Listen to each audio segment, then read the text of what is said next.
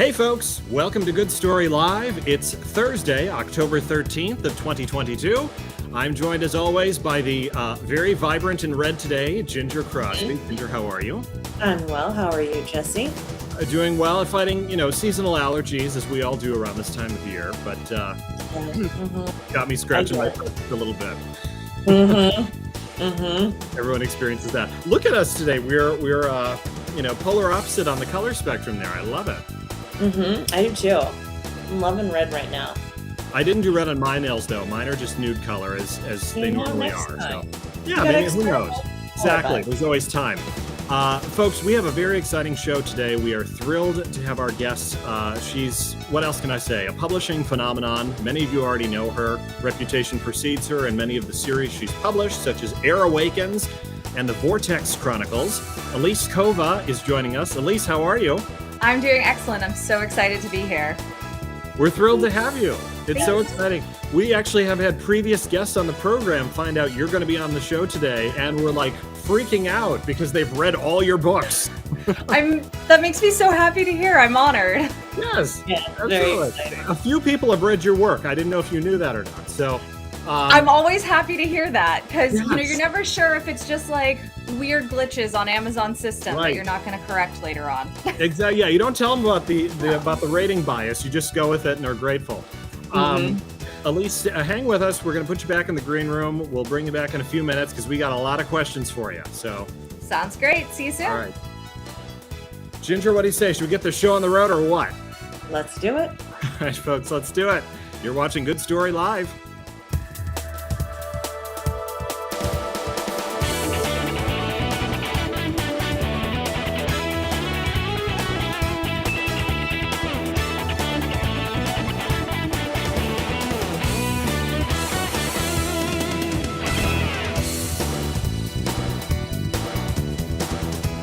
All right, folks, we are back, and we will not make you wait any longer. Elise Kova is our guest. Let me read a quick bio. Elise is the USA Today best-selling author of more than 20 books, including the Awakens series, the Vortex Chronicles, and many others you've already read. Her worlds are filled with fantasy and magic. She lives near Tampa, Florida, and when not writing, can be found playing video games, drawing, and chatting with readers on social media. And let me tell you, she's very prolific on social media. She's built a very ardent community of followers and readers. And that's one thing we're going to ask her about as well. Please join us in welcoming Elise Kova to Good Story Live. Hello again. I'm so excited to be here. Ready for the questions. Give me the tough ones. Fantastic. I can take it. She actually can, folks. Elise not only is an author, but also has a phenomenal coaching side business that she coaches indie authors or people looking to get their work out there. Maybe they're writing for the first time and have no idea what they're doing. She You've provides talked to them. her, right, Jesse? What's that? I said you've used her coaching services, I right? have, absolutely. And we'll talk about that as well. My experience in getting quick answers to very large questions, one piecemeal at a time. So I'm very flattered that you described it that way because I think you're the first person ever who says that I can give a quick answer and it isn't verbose and tangented as all heck. That's all right.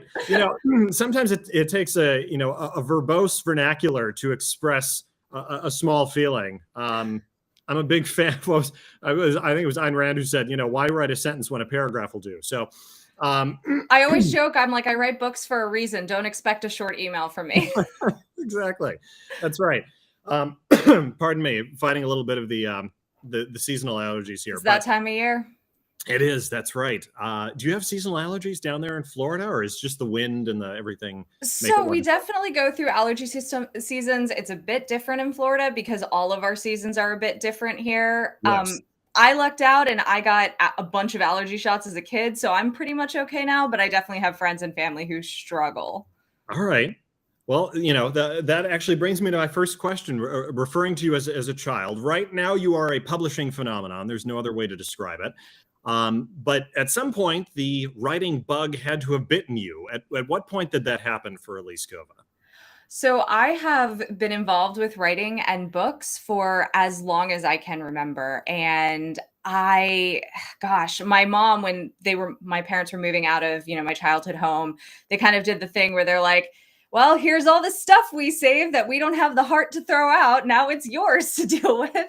And here you go. Here's your giant cardboard box of memories. And in going through, I found chapter books that were really just pictures and scribbles that I stapled together from a very young age. So it's always been a part of me. I wrote my first, I tried to write a novel. It ended up being a novella in 6th grade, but I didn't write my first full book until 2012. And that was Awakens, this lovely book here.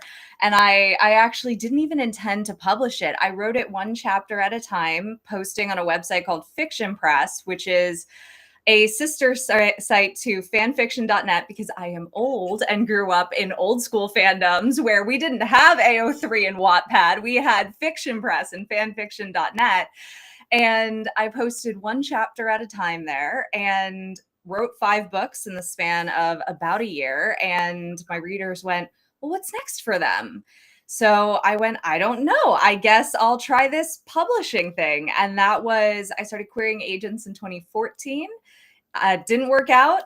In 2015, August, I published Awakens, and the rest, as they say, is history. Wow. So 10 years now, because right, 2022 in the publishing. Oh, and yeah. Writing books. I know. I didn't do that to you. I'm sorry. I was ready for the tough questions. I wasn't ready to be attacked like that. I'm so sorry. Isn't it terrible when somebody catches you like that? I mean, no. Sincerest apologies. It's all right. I forgive you. We can still go on with this interview. Yes.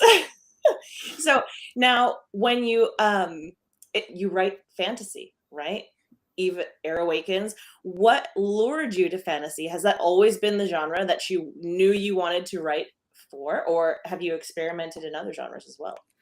I have always wanted to write fantasy. I always loved fantasy. My family's first Wi-Fi passcode was Gandalf. I was read The Hobbit and The Lord of the Rings as a child. I think the first book that I read to my parents were The Chronicles of Narnia. So I definitely grew up in a fantasy sci-fi household and enjoyed it from a very young age. And this world has so many problems, and I spend so much time in it that if I can not spend a little bit of time in it, that's really appealing to me. But to answer the other part of your question, I have dabbled in writing other genres, and I think I would love to expand out to maybe contemporary at some point. But for now, at least, I really enjoy writing fantasy, and that's where I kind of want to stay.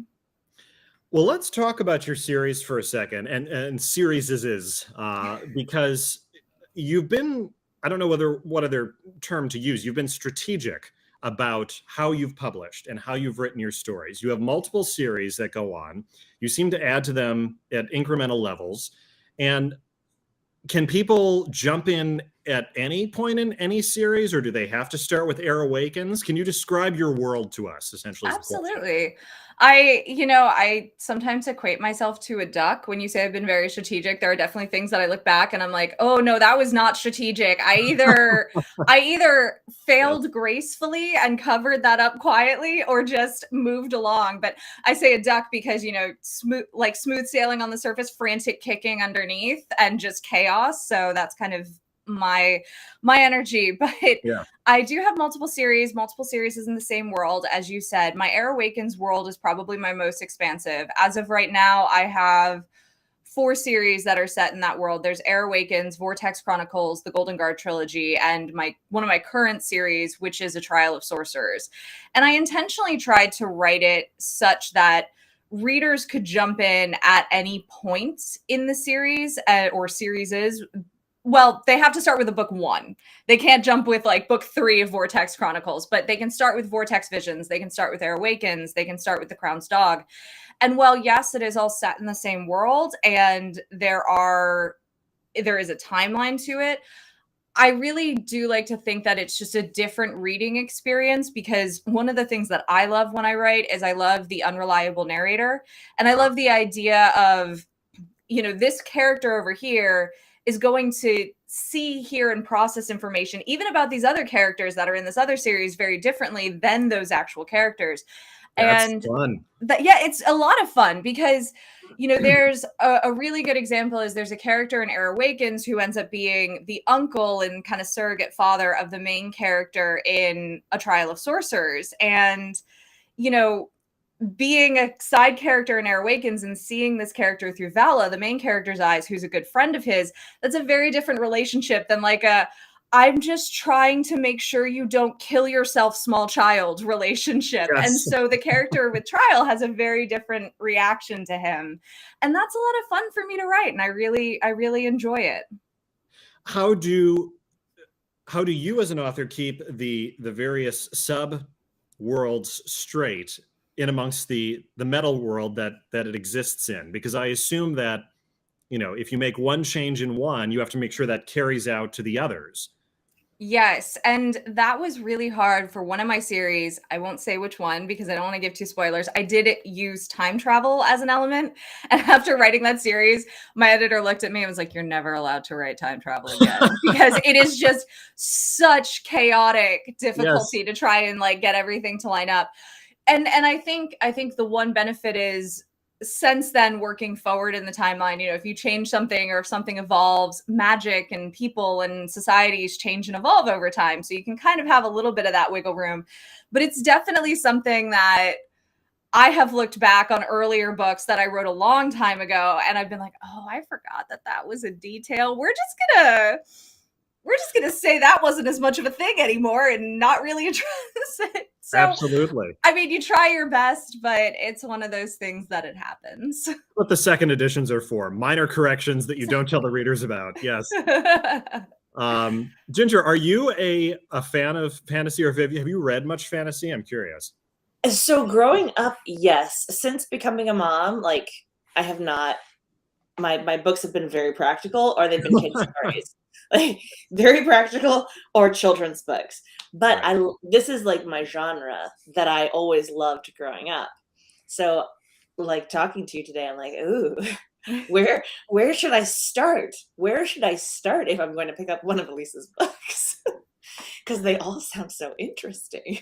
That's Well, right. I do actually have a quiz on my website that you can take. Really? I do. So if you go to my website and you click on the books tab, or elisekova.com/books, at the top, there's like a page of recommended reading order, and you can learn a little bit about that. And then at the bottom of that page, it's like, still don't know which book you want?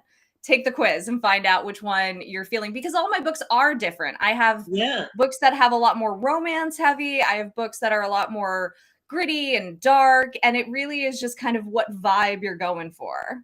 I love it. Can I also just say your social media, like chef's kiss. I love all that you're doing. The way that you talk about your books. You even, I think, recently did like the synopsis of like all of your first, like, or well, you didn't even get through all of your first books, right? Yes. But I was like, oh, okay. For somebody that's new to you, it's wonderful. And like I said, I love that you have this little quiz. I'm going to go and do it after we finish talking, figure out where I'm going to start. I think it's wonderful. I mean, like we've said, you've written a lot of books, right? How do you keep everything straight when it comes to like technique, and how, so that you can produce so much? Because 23 books, 25 books, that's no small feat. Well, for me, a huge part of it is I try and write within a world at the same time as much as I can. Sometimes I do need to step away and take a break for one reason or another. But once I find a character voice, I'm stuck in it. Another tool that I use, and I always like to say I'm not sponsored. These are just tools that I have genuinely used and loved. But another tool that I use is called Scrivener, and I draft in Scrivener. And Scrivener I find to be an awesome tool because within the platform, you can have a split screen where you can have on one side all of your world building notes and then your current draft. And then you can see, maybe an outline as different documents on the other side. And I find that that's incredibly useful because the way that I use that tool is I actually will draft an entire series in one document. And that way I can keep all of my notes consistent and just update them as I go from book to book. And it's one thing that I always tell authors who are just starting out or who are looking at building larger, more complex worlds, I'm like, you don't have to have all the answers at the start, but save yourself a lot of headache by updating your kind of world Bible as you go. Because if you don't do that, you're going to go, I know this character used this one spell somewhere in the middle of the book, but I'm not really sure how I made that work. And then you're frantically searching later on when you're drafting or an editorial to find this thing when you could have just made a quick note as you're writing. So I guess that would be a quick writing tip for me. Yes, I know a lot of writers who use Scrivener and some of the other ones, and it helps keep them organized. I am a very odd writer in the fact that my notes are much more scattered. They look much more like my desk, and then they slowly get whittled down to what's left. So, for better or for worse, that's my technique. We all have a process. Yes. I say the best writing process is the one that helps you get words on the page. Yes, I love it. Absolutely. So let's talk about defining success, because you were on an interview recently, and I loved the way you defined how you define success, specifically when it came to what you wanted out of the experience. Because you were saying some writers write more niche books, and some are out there with the idea to take over the publishing world, right, and to produce very prolifically. You said, I don't think I'm misquoting you here. You said essentially that you wanted your work to have some commercial legs to it. You wanted it to be something that, as far as the populist audience was concerned, a wide swath of people would enjoy. How, in your experience, have authors come to define success? And how did you decide this is how I'm going to define success for the Elise Kova brand? I think this is something that's so important for authors to do. And I think it goes back to just entrepreneurs or people who are starting a big project or anything in general to find your why and to look at, what do I want to get out of this? What is my ultimate end goal? Because yeah, of course, we all want to write a book that is going to change the world and be worthy of a Nobel Prize in literature while also making us millions of dollars and getting made into movies and have everyone read a copy because it's translated into every language on the planet. Like, that is the dream. Yes. Totally agree. But most of us won't achieve that, and that's okay. And I think that you have to kind of whittle down to what's really important to you. And I think for some authors, that is, I just want to get a book out. I don't care if my mom and my cat are the only people who read it or know it exists, but I just want that satisfaction of finishing a book and putting it out into the world. Other people, they want to be traditionally published. They need that validation of an agent and a publisher. And if that's their goal, then they need to pursue that at all costs, regardless of, anything else. For me, I had fun writing, and I like having fun writing.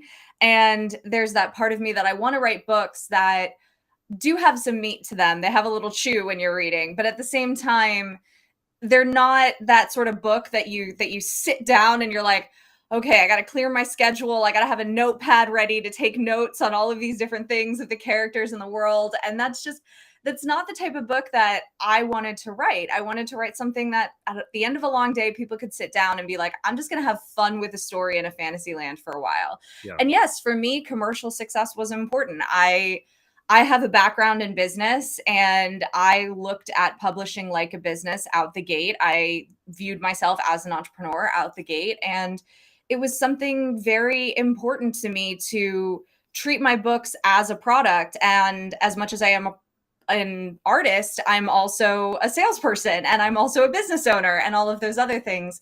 And that really defined my goals going into it of, I would like to make some money. Now, for me, I viewed it as, because I was working in corporate America, I had the stable job, I did the things that you're supposed to do. And I viewed it as, it'd be nice if I had like a little bit of extra money that maybe at the end of the year I could take a vacation or something with if I save all my pennies. I really didn't view it as becoming my full-time job, and I'm so blessed that it did. Without going into specifics, I'm just curious, at what point in your publishing process did that transition occur for you? Was it after the first 5 books, first series? Maybe that was like, it happened, but you weren't willing, you didn't have the courage yet to take the step. How did you decide to make that decision? Oh, I am not the good example for this. I put in my notice 3 months after my first book came out. Wow. There you no, go, Ginger. That's everyone needs to follow Elise's example. No, I'm kidding. no. That is one thing that, and I'm gonna preface it because I think it's so important to highlight, these elements. One was I lucked out, and that book did incredibly well, better than I could have ever dreamed or hoped for. And the other thing is I've always been kind of that style, I guess, of personality where I'm just like, I'm just gonna go for it, and if it doesn't work out, it doesn't work out, and I'll figure it out. But I also have the luxury of doing that, and had the luxury of doing that because I did have a good job. I had some savings. I had a family and a support network where I knew that, like, I couldn't just be like, hey, can you pay my rent for the next 12 months while I'm working on books and stuff? But if things didn't work out the way that I thought that they were going to, I had a network that wasn't going to let me, go on the streets or lose my home or go hungry or anything like that. I didn't have kids that I was supporting. The most I was responsible for was a cat, and, they're pretty easy. Like, kibble isn't that expensive. So all things told, I could take that risk.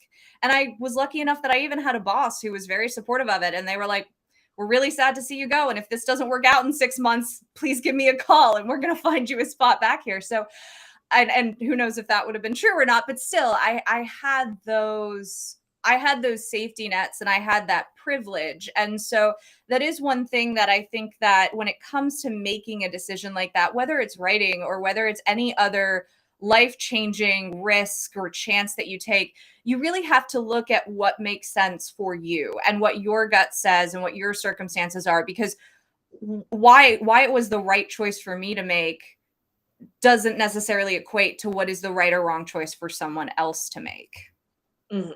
Absolutely. And you even said, you have an entrepreneurial spirit. So I can see why you would you can see that again from I can look at your social media and see that you're not just an author, but you are a businesswoman as well. And you have an entrepreneurial spirit. You know how to talk about your work and share it and get people excited about it, which I think is phenomenal and such a key for anybody that's wanting to make that sort of transition. You can't just be the creative. You have to either wear the other hat or find people that can wear the other hat and help you through it. And I think that's really hard for a lot of authors, because it is two very different skill sets. And, one of the things that I do see a lot of authors starting out not realizing is how much of that you have to do regardless of what publishing path you take, regardless of who you end up working with. I've had friends who have been fortunate enough to get not insignificant deals with big 5 publishers, and they're still hustling hard on social media and marketing. And there's an element of, regardless of what path you take, those are skills that if you do want to sell books, and that's how you define success and that's your goal, that you have to put in that hustle there. Yes, absolutely. Jumping back real quick to your own body of work.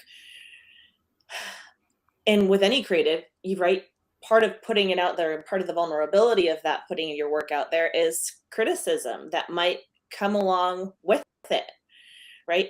Have you had any specific sort of criticism directed at your work, and how have you learned as an author, as a businesswoman, to cope with that and move through it? There is a lot of criticism out there. I've definitely had my share, and will still have my share. And that's, I think any author who, I understand why people get wounded by criticism. I do, especially when it's something that you've poured so much time and energy and money and a part of yourself into. And it's hard when you see that inevitable 1-star review of like, this is garbage, and probably the person who wrote it is garbage, and it isn't worth the paper it's printed on. But that's going to happen. And, not everyone is going to like your book, and not everyone on the internet is going to be nice, as we really well know. What? And I didn't know that. Newsflash. Oh man. I am crushed. I'm sorry I had to be the one to break it to you. Oh, but wow. I think the thing for me when it comes to criticism is I do read negative reviews when a book comes out, as well as positive reviews. But Yeah. for me in my process, I want to learn not just what worked well in the book, but what didn't work well. And I think for the first 50, 100 reviews, you can really get a feel for that. And then after that point, I kind of step away from the reviews. And every now and then I get tagged in a really nasty review on social media, or it just comes up on my feed and I'm like, great, I didn't want this, but I guess I have it now. Because of course they'll tag you in it. They don't just write the name. They'll make sure at Elise Kova just to make sure you see it. It happens from time to time. Right. And it's, I just view it as I'm looking over this way because I have a poster on my wall that's just sort of one of my mantras, and it's, oh, I'm gonna misquote who said it. I think it was Roosevelt, but it's the quote is, "It's not the critic who counts," and it's a long quote. I won't say it the whole thing. But the moral is basically like the fact that you're putting yourself in the arena, you're putting yourself out there to be criticized that's a triumph unto itself. And that's something that I remind myself and just try to move on. And when I've had a really hard day, have a chocolate and a cup of tea at the end of it.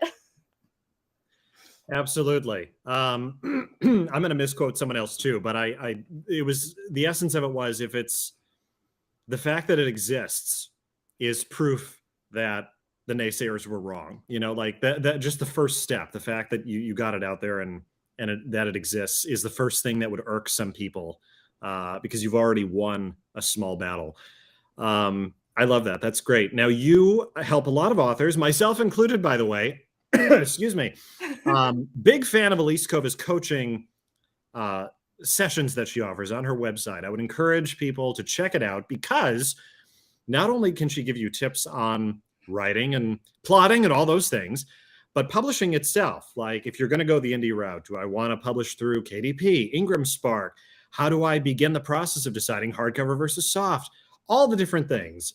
And then eventually leading to the much dreaded marketing side of it. Why did you decide to become a reservoir of information for other authors? Because I've even read the reviews of people who have used you for that, and they're tremendous. Thank you. I like helping people. That sounds so cliche to say, but I do. I genuinely do. And it's why I try and put a lot of information on the FAQ page of my website that has kind of tips and tricks and links to other interviews like this, where I might impart useful information. I have a writing and publishing tips newsletter that is separate from all of my other newsletters, where I focus on writing craft and publishing and marketing, and I pick a different topic every month, and I put that out there, and that's free to subscribe to. And as far as the coaching itself, it really just grew out of necessity, where I would have people email me and I would be like, I'd love to help you more, but I don't have the time. But if you block out time on my calendar, I can make it. And so it's kind of my, like, I'm happy to answer a question or two as people throw them to me on social media. I try and put out information as much as I can in different ways that's free and that's easy for people to access. And then if they still have a specific question, I started doing the coaching where people can just kind of piecemeal book the time they need, ask the questions they need, and hopefully I'm helpful. Yeah, absolutely. And I imagine you probably get a lot of like common questions. What are some of the common questions or rookie mistakes that you feel like rookie authors make, or people that are wanting to go down this road, that you feel like coaching could probably help out with? That's a really good question. So I think one of the biggest things that I get asked is, how do I release my book?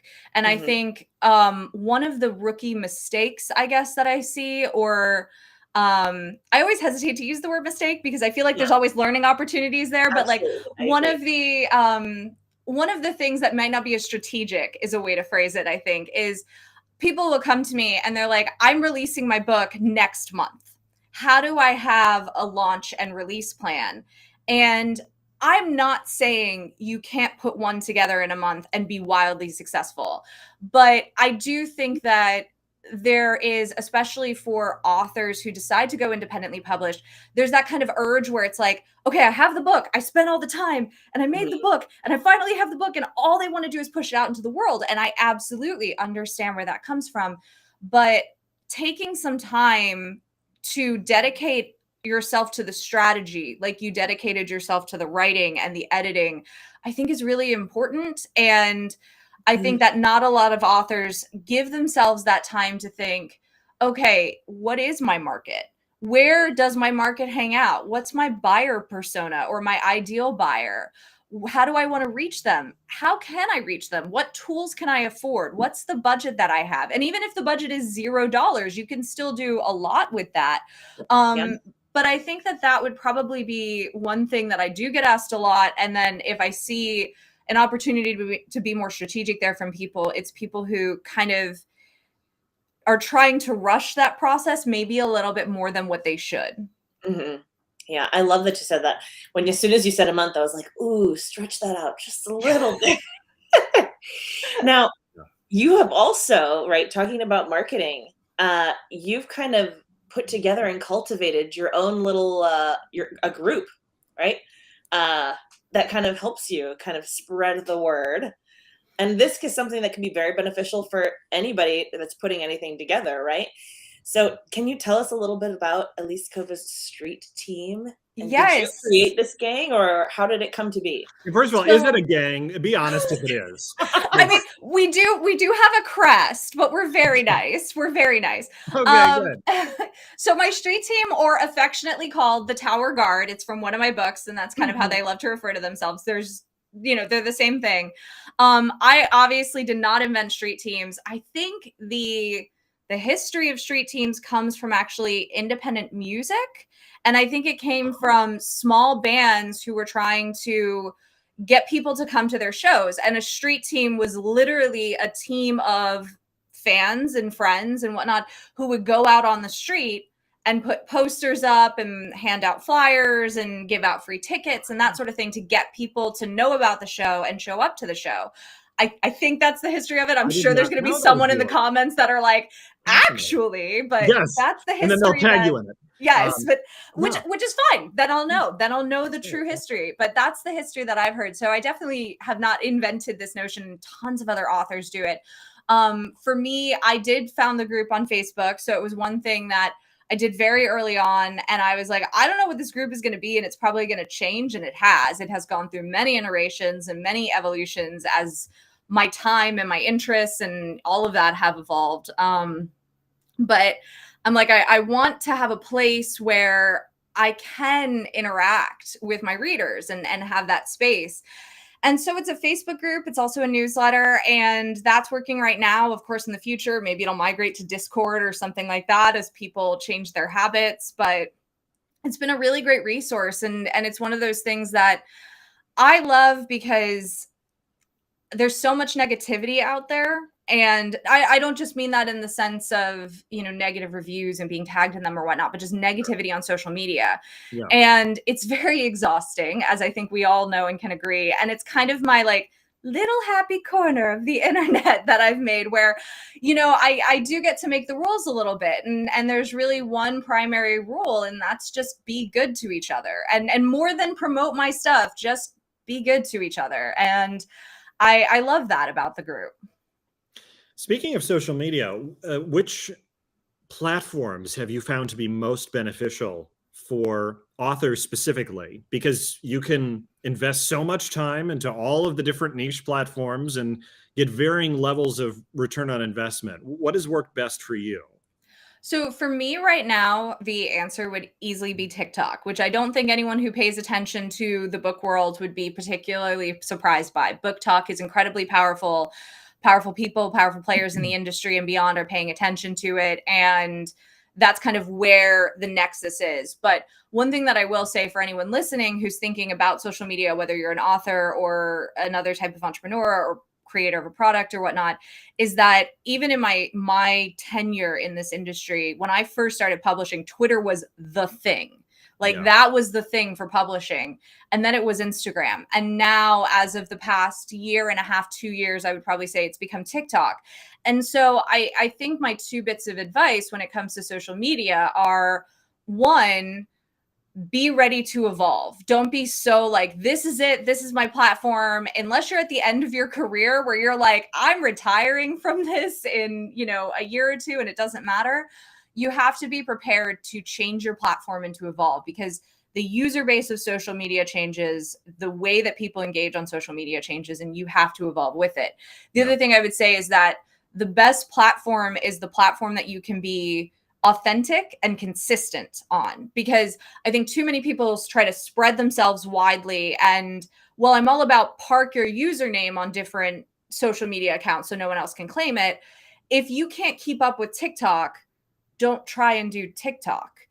But if Instagram is your speed, you're going to find much more traction. Even if Instagram isn't the place right now or as powerful as TikTok, you're going to find so much more traction and return on your time investment investing into a platform that you can really get deep with, rather than be kind of shallow and dabble in all of the other things. There you go. Ginger's been trying to get me on TikTok, and she's been saying I should get on TikTok, and I'm not on TikTok yet. Good Story Live is, but I is. But Jesse Muehlbauer, not on TikTok. I love TikTok. TikTok is a dangerous place. It really is. The productivity monster, in the sense that it feeds on productivity. Oh yeah, absolutely. But like I said, I mean, that's one of my favorite things to do before we interview somebody on the show, is do a deep dive into their social medias and their, whether that be TikTok or Instagram or, like you said, Twitter, which Twitter, actually, we're going to go off on a tangent here. Do you know the only thing I go to Twitter for nowadays? What? Is to see if something's wrong. If something's going down, if something's wrong with something. For example, YouTube. YouTube was down a couple of years ago for like a brief blip of time. And I was like, what the heck is going on? Like, let me go to Twitter. Yeah. And what's trending immediately is YouTube down, YouTube down, YouTube. That's what you go to YouTube or Twitter for, folks. You go to figure out what's going on right now, because everybody's going to be talking about it there. and I'm the same way. Like if there's, you know, if there's something happening in the world, I'm like, I'm going to go check on Twitter and see what the live updates are. But I think even my Twitter right now says Elise Kova is mostly on hiatus from Twitter, because I forget to check it sometimes, and I don't want people to feel bad. Oh no, but I love that. I love how you said, you know, I think that's also very important, is pick the platform that you can be authentic and consistent with. And don't feel like when you're first jumping out there that you need to spread yourself too thin. Just pick one and go. Pick one and go. Yes. You cannot be everything to everyone as much as you want to be. No. Absolutely. Elise, what you got coming up next? Is there anything exciting that you're in the works on, or what can you share for your, again, fan base that's coming out? Hopefully they'll come check us out here at Good Story Live, see this wonderful interview. What have you got coming up next? So later this month, I have a re-release of my Loom saga. I'm actually releasing second editions. It was previously published with a traditional publisher. The rights have since reverted back to me. So that's why, that's the TLDR of why there are these second editions. But it's going to be re-released in paperback, hardcover. For the first time, it'll be available in an omnibus edition, which is when I package all the books as like one big book in the series. And the ebooks are up now because it has technically been out. So you can listen to or read them. You can listen to them in audiobook format. There will also be an audio omnibus forthcoming. So that's probably my next thing that's happening. My next release of a new work will be in late February of next year.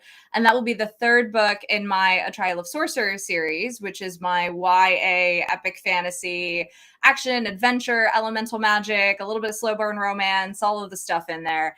And then later on next year, I have my next Married to Magic book, which is a standalone fantasy romance. And that is a duet with the Siren Duke. So that's kind of looking out ahead. A little busy, Elise Kova is. Yeah, you know, just one or two things going on. You have had many of your books translated. Is that correct? I have, yes. What was that like for you the first time you saw it in, I don't know, German or whatever the languages were? So the first language for me was actually Turkish, Oh. which is it feels like a very random one, but it was super cool. This shelf actually back here is all of my foreign editions. But it was the thing about foreign editions is, again, being someone who's so hands-on in the process and who knows kind of what's going on and what's happening and how things are going and how things are selling. It is like traditional publishing, but on steroids, because not only do you, I mean, and I don't want this to sound like I'm saying my publishers are poor at communicating. They're not. They're amazing. And I love my foreign publishers and partners, but you have very limited insight into the process. For most foreign publishers, you get royalty statements once, maybe twice a year. So you don't really have insight into how the book is selling. You'll get tagged in posts in another language and you're just going, "Dear Google Translate, help me." And you're just like relying on that and emoji to try and figure out, do people like my stuff? Do people not like my stuff?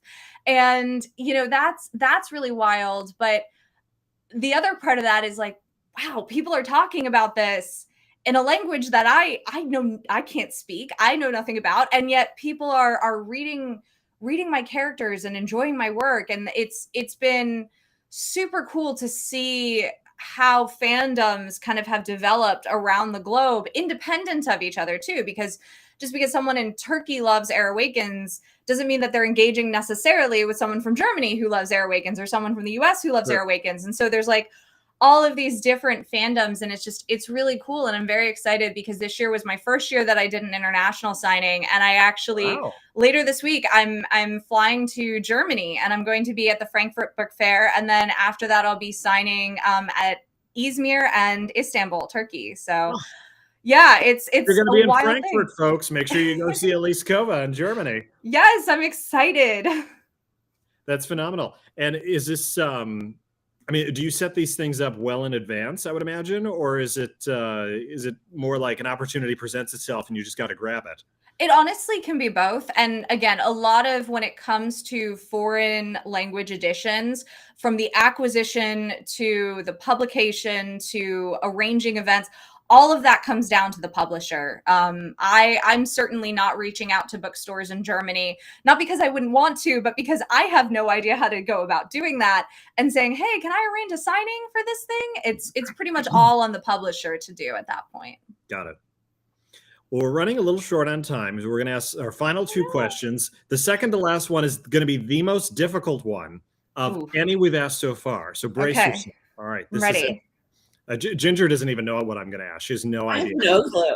A face of confusion, just like, what? Jesse's gone off script. He has gone off.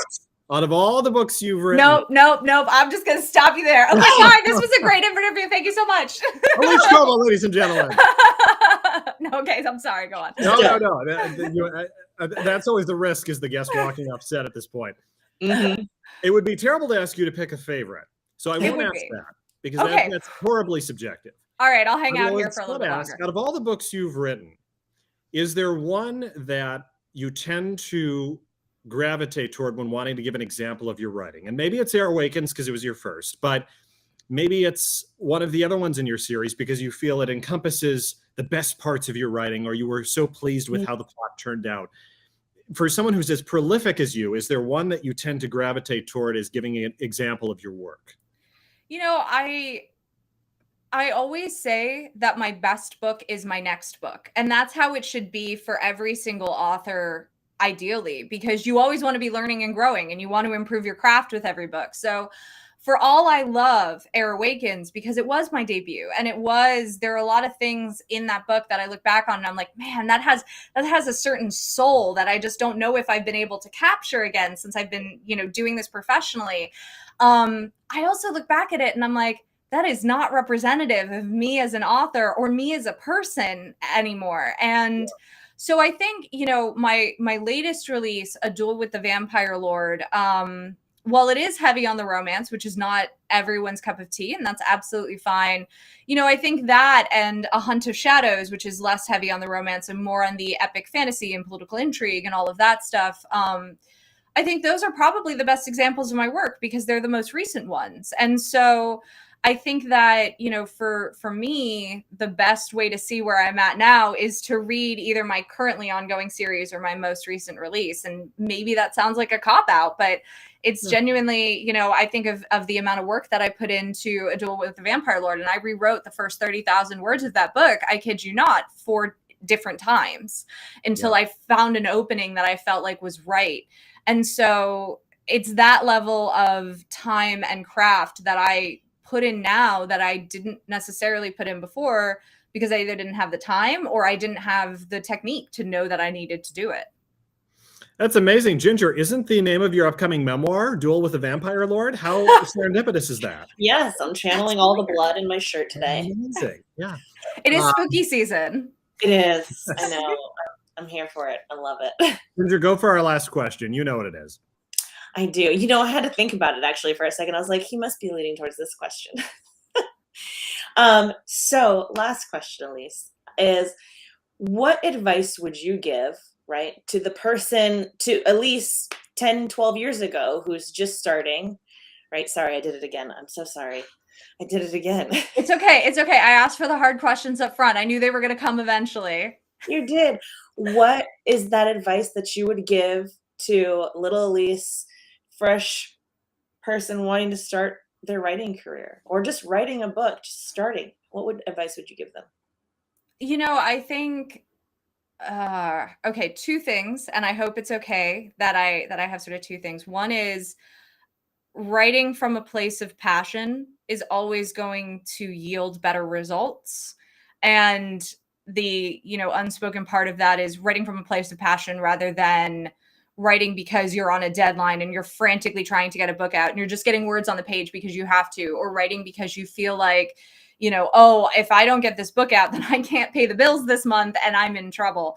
And I think that while I am the first person to say, if you want to make money, you have to look at it as a product and all of that, I think that the danger of that mentality is that you only look at it as a product and you only look at it as how can I make this, like almost like how can I game the system and how can I kind of engineer my book to be the thing that's going to sell, when I think that readers really can feel it. If your heart isn't in the book, I think that shows on the page. And I think that always is less successful than maybe a less technically competent book or a book that's not as written to market, but that has all that heart and soul. So I think that would probably be one piece of advice. And then the other piece of advice that I would give that I think would be kind of equally important is that it is a marathon.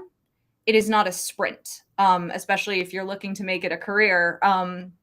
Because I think that I look back and I think that there were a lot of things when I just started that I treated as if this was now the norm. This was now the benchmark of what releasing a book looked like or what writing a book looked like. Or, you know, I could write and publish 4 to 5 books, 3 to 5 books a year when I first started in my career. And that was going to be how I could always write.